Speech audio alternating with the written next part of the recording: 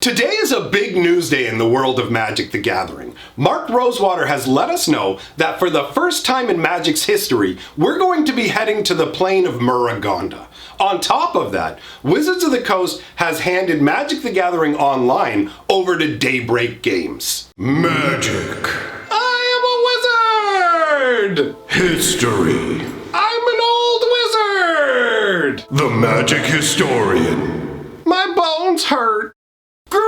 Greetings, owners of fine luxury cardboard rectangles. My friends, I hope the day finds you well because we have gathered for another installment of Mega Magic News. And you know what? On the off chance that you're not having a great day, maybe this will cheer you up. My silly little Christmas hat, look at what its mustache does. Oh, Santa, good times. Anyhow, let us dive into the news because I have to say, I am both surprised and excited about this information regarding Muraganda. This is a plane that we've barely seen the tiniest piece of. As far as I understand it, there are only 3 cards in the entire game that reference it at all, and like 1 plane chase plane. That's all you get in terms of this plane. So basically, I thought we were never going to go there until today, where someone went ahead and asked Mark Rosewater on Blogatog,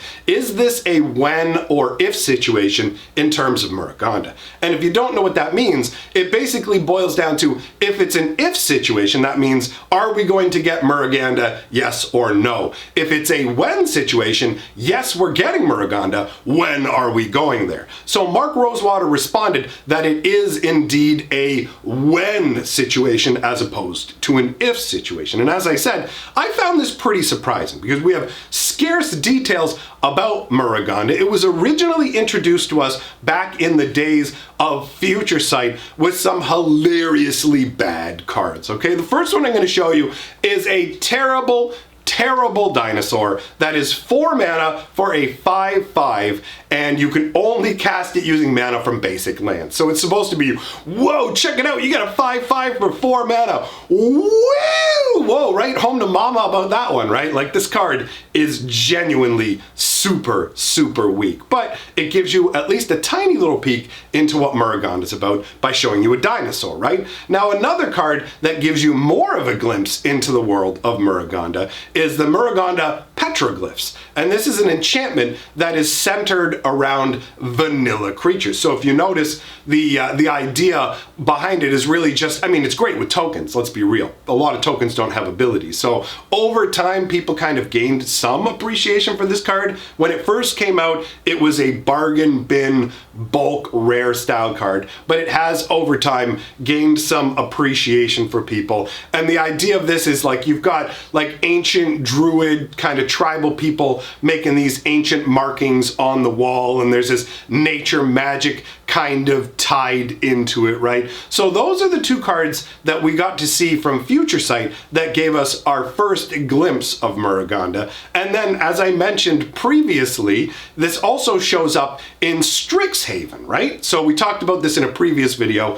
In Strixhaven, one of the professors actually is showing the students petroglyphs from Muraganda. You have to actually kind of look at the extended artwork of the card to really fully see it. But there is literally a professor at Strixhaven that is versed in the magic of Muraganda, which is really cool. And there is a little bit of a story to go with the world as well that I ended up looking into today. I had no idea up until today that they already had particular races assigned to it, you know, elves off in the forest area and stuff like that. That makes sense. But one of the biggest standouts to me were essentially Viashino. Now, they're not really called Viashino on Muraganda, right? They have a different name, but they are lizard men. They're really, like, they're Viashino, let's be real. But the Viashino, these lizard men, are way more interesting to me than the other races because on Muraganda, that's where the mimeoplasm is apparently from. So the mimeoplasm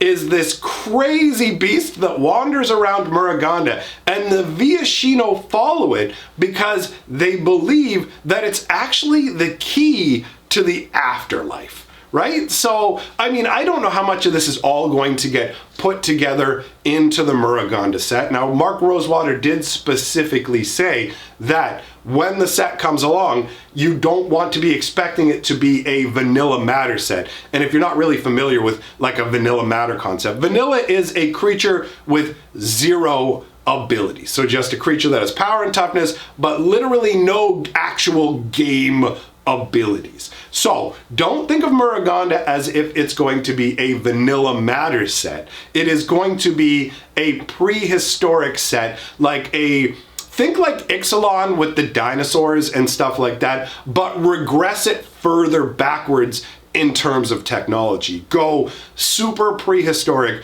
super crude. We're thinking like probably people with like stone-tipped spears, you know, stuff along those lines. Ancient druids maybe doing blood rituals, that sort of like primitive, harsh nature. So it'll be an Ixalan style dinosaur world, but I'm guessing instead of the way it is in Ixalan, where the people kind of rule over the dinosaurs, I expect it most likely would be reversed and do more along the lines of people venerating the dinosaurs as if they were gods, kind of a la part of the Tarkir block, really kind of dabbling into that basket as well. But to me, this is a really exciting concept. I do like to know that in the future, we are going to have more sets that do feel like they fall into more traditional lines with Magic the Gathering, right? Because right now we are deep in the midst of the furor, the fever of building up this new futuristic kind of stuff with Unfinity